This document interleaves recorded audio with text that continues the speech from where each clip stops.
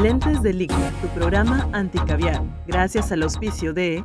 Llegó el demonio marxista, llamen al exorcista, que no te metan miedo.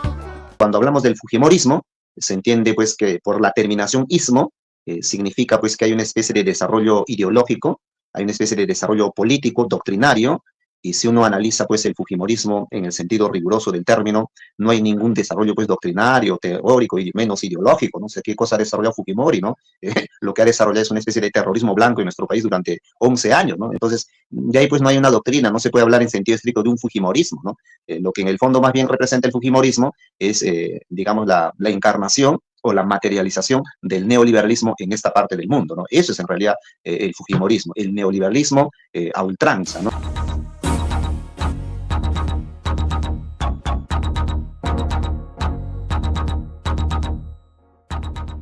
La bancada de Perú Libre, una vez más, planteó una nueva moción de vacancia contra Dina Boluarte, esta vez por incapacidad moral.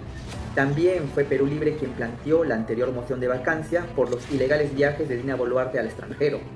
Y ha sido Perú Libre quien votó a favor del primer pedido de vacancia por los más de 70 hermanos asesinados por la cruel represión policial y militar.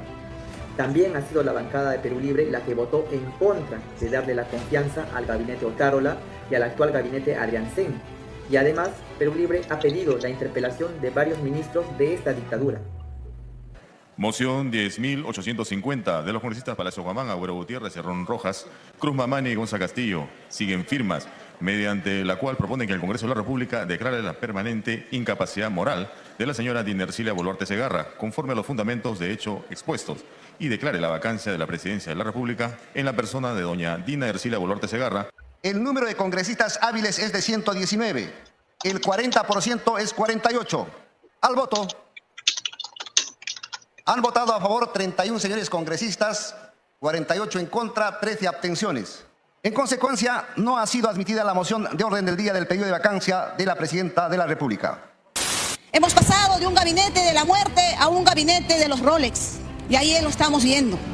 Un gabinete que en sus 34 páginas no ha dedicado ni una línea en pedirle perdón al pueblo peruano por haber matado a 49 peruanos por impacto de bala, más de 1000 heridos que hoy día están inválidos y que el Estado no se hace responsable.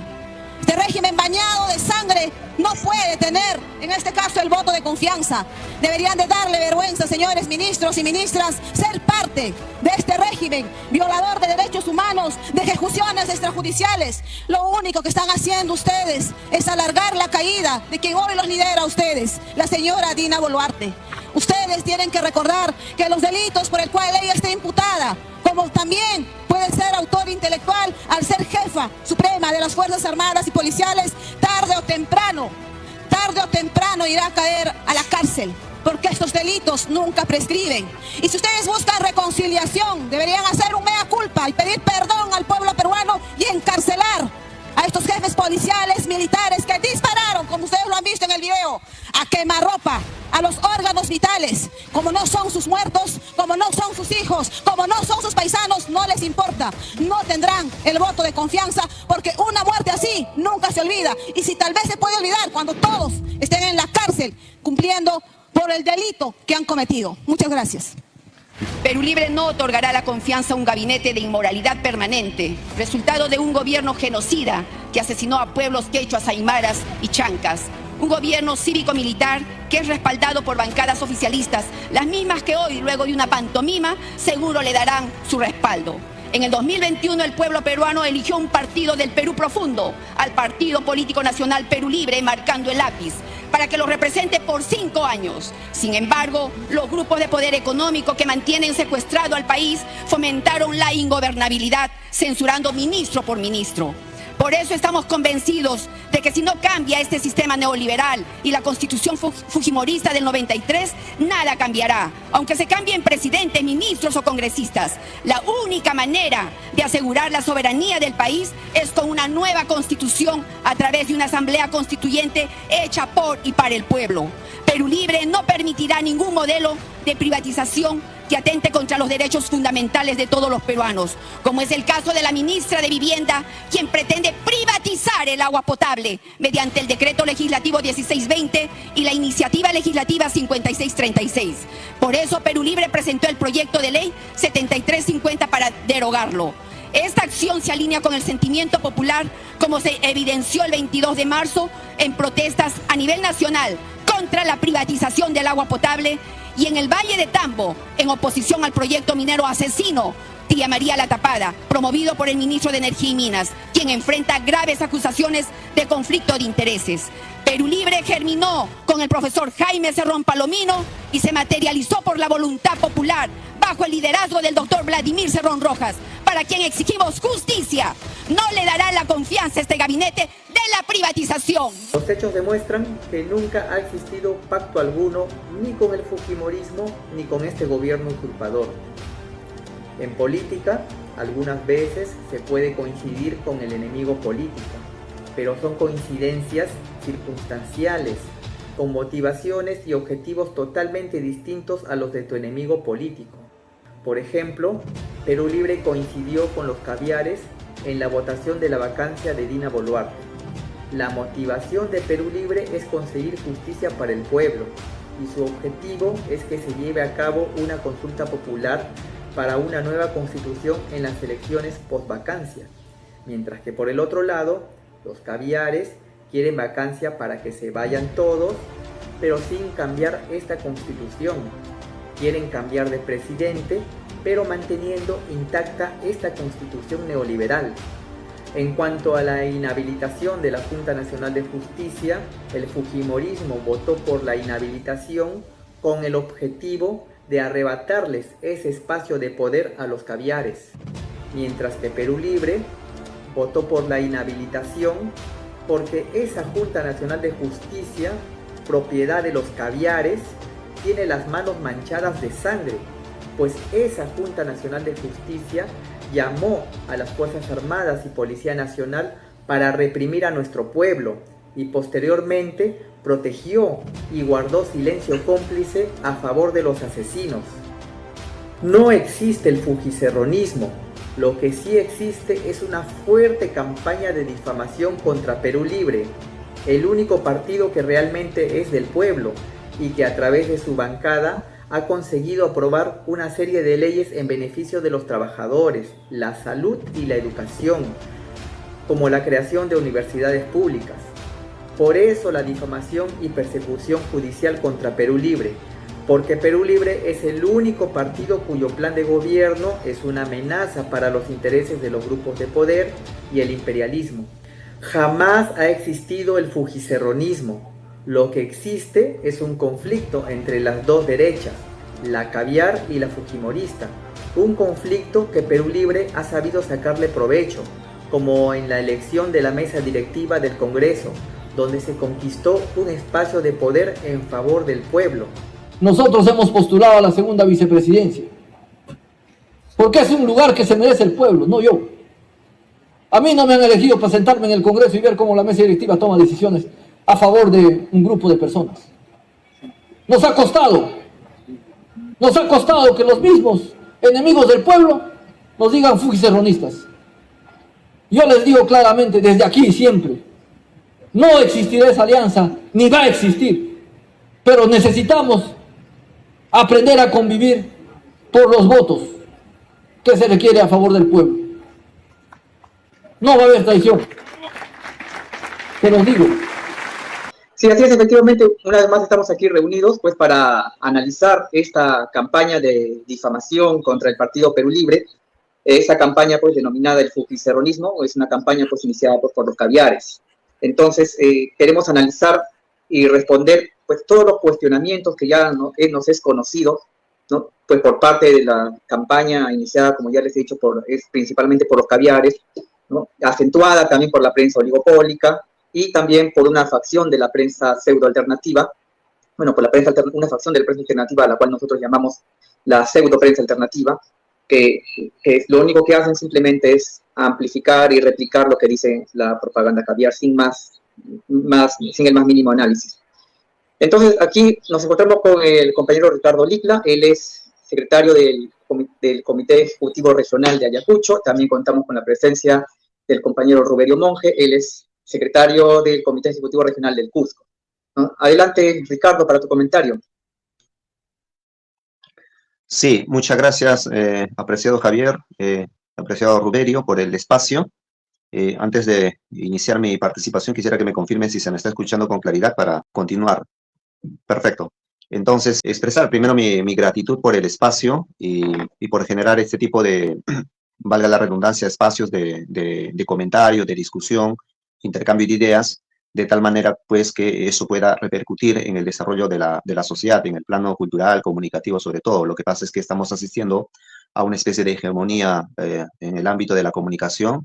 Se está presentando los hechos, los problemas, ¿no? Todo lo que acontece a nivel nacional desde un solo enfoque muchas veces, desde la prensa concentrada, desde la prensa caviar, y no hay una alternativa distinta, la otra mirada distinta. Entonces, nosotros en ese sentido gustosos para dar esa otra óptica, de tal manera pues que los ciudadanos, nuestros compatriotas, nuestros hermanos y hermanas puedan sacar sus propias conclusiones, ¿no? Entonces, en ese sentido estoy bastante agradecido, y entonces voy a limitarme a comentar sobre el tema, como dice con bastante claridad allí, el fujicerronismo, dos puntos, la herramienta de manipulación de los enemigos del pueblo, ¿no? Efectivamente, de un tiempo aquí se ha inventado, se ha creado un término contradictorio, fujicerronismo, ¿no?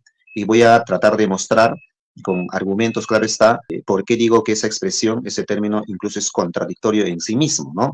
De hecho, en la medida en que el ser humano tiene la capacidad del habla, puede combinar cualquier término, ¿no? Los verbos, los sustantivos, muchas veces tienen inventario abierto y puedes mezclar cualquier término y puedes crear cualquier palabra, pero eso no es gratuito, ¿no? Tampoco es, digamos, tan ingenuo, tan sano. Hay términos que tienen un propósito político, y ese es el caso de esa expresión fujicerronismo. Pero limitémonos al análisis, ¿no? Fujicerronismo. Se entiende que hay una especie de combinación de dos categorías, de dos conceptos, el fujimorismo y el cerronismo. Cuando hablamos del fujimorismo, se entiende pues que por la terminación ismo, significa pues que hay una especie de desarrollo ideológico, hay una especie de desarrollo político, doctrinario, y si uno analiza pues el fujimorismo en el sentido riguroso del término, no hay ningún desarrollo pues doctrinario, teórico y menos ideológico, no sé qué cosa ha desarrollado Fujimori, ¿no? Lo que ha desarrollado es una especie de terrorismo blanco en nuestro país durante 11 años, ¿no? Parecido al onceño de Leguía, ¿no? Entonces, de ahí pues no hay una doctrina, no se puede hablar en sentido estricto de un fujimorismo, ¿no? Lo que en el fondo más bien representa el fujimorismo es, digamos, la encarnación o la materialización del neoliberalismo en esta parte del mundo, ¿no? Eso es en realidad el fujimorismo, el neoliberalismo a ultranza, ¿no? Implantada desde la década de los 90 y hasta nuestros días, en realidad, ¿no? Ese es el fujimorismo. Por otro lado, cuando hablan del cerronismo, en alusión al doctor Vladimir y colega Vladimir Cerrón, se entiende pues que también hay una especie de desarrollo ideológico doctrinario. Entonces, cuando uno, siendo realista y honesto, tampoco hay un desarrollo pues para que tenga esa categoría de cerronismo, ¿no? Lo que en el fondo también aquí representa es más bien se enarbola, se promueve una doctrina, que eso sí tiene toda una tradición y que viene a ser el marxismo, ¿no? Y entonces cuando uno empieza a hacer el contraste entre el neoliberalismo, ¿no? Y el marxismo, dicha combinación, dicha fusión, categorialmente hablando, incluso es imposible. ¿Por qué? Porque se entiende pues que para el liberalismo la mirada del mundo, la mirada del hombre es totalmente antagónica a la mirada de un marxista, ¿no? Es decir, el centro, la médula de la interpretación, digamos, del hombre es que el centro es el individuo, ¿no? De ahí que para los liberales o los neoliberales, que es su prolongación, el ser humano es egoísta por naturaleza, ¿no? De ahí que para los neoliberales, una sociedad socialista, una sociedad comunista, una sociedad de solidaridad, simplemente es imposible porque para ellos el ser humano por naturaleza es egoísta, ¿no? En cambio, desde la tradición marxista, más bien el hombre no se concibe como un ser egoísta por naturaleza, sino como un ser social. Por lo tanto, es posible una sociedad comunitaria, es posible una sociedad donde prime la solidaridad, la ayuda recíproca, etcétera, etcétera. Entonces, las miradas acerca del hombre, desde el punto de vista liberal, neoliberal, es totalmente antagónica a la mirada marxista. Por eso es que cuando uno revisa un poco la historia de las ideas, se va a percatar que hay dos doctrinas, dos propuestas ideológicas, dos filosofías totalmente antagónicas, que su pretensión de combinarlos simplemente no resiste al análisis como estamos mostrando. En ese sentido, dado que tanto el liberalismo y el marxismo son antagónicos, en consecuencia, fujimorismo y cerronismo son antagónicos digamos, desde el punto de vista teórico. Lo que sí se ha hecho, en todo caso, es crear mañosamente, con objetivos estrictamente políticos y con objetivos de difamar a una agrupación como Perú Libre, un término que en sí mismo ni siquiera combina, para desprestigiar a este movimiento, para desprestigiar a este partido. Entonces, cuantas veces lo repitas, eso va quedando en el imaginario de la población y incluso otras prensas alternativas lo van repitiendo cual caja de resonancia y entonces va calando en la población. El propósito principal, fundamental para la creación de ese término es desaparecer del mapa político a un partido como Perú Libre. El fondo es eso en realidad, ¿no?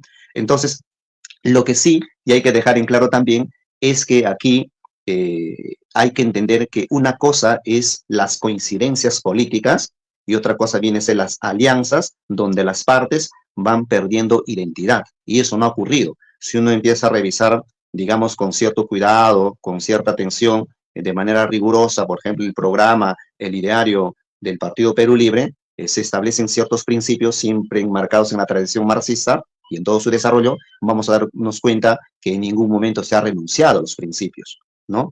En ningún momento se ha renunciado a las propuestas, como una asamblea constituyente, nueva constitución, etcétera, etcétera, no se ha renunciado.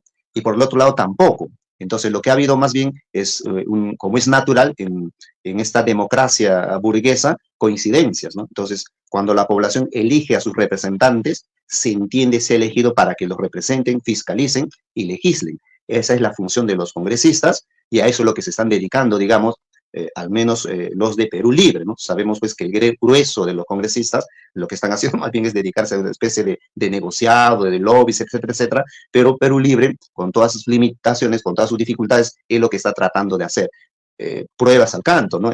Por ejemplo, el hecho de que el partido esté participando por primera vez en la mesa directiva ha permitido descongelar muchos proyectos de ley que estaban durmiendo en el sueño de los justos. Yo lo digo de manera personal por una experiencia propia, digamos, como poblador del sur de Ayacucho. Gracias a la participación del partido en la mesa directiva, se ha podido descongelar un proyecto que estuvo por lo menos como 1 año, 2 años ahí en la Comisión de Educación, y hasta que por fin se ha descongelado, se ha debatido, se ha discutido y se ha aprobado por unanimidad un proyecto de ley que exige la creación de una universidad en el sur de Ayacucho, una zona invisibilizada históricamente, y que mucha gente a veces por desconocimiento dice que esa gente del sur de Ayacucho debe irse a Huamango, hasta Lima, ignorando, su ignorancia es tan grande, la geografía, ¿no? La distancia, ¿no? Si uno va al sur de Ayacucho como Lucanas, Baucar de Sarazara, Parinacocha, esos lugares, te vas a percatar que está casi a la misma distancia a Huamanga que venirse a Lima, ¿no? Entonces,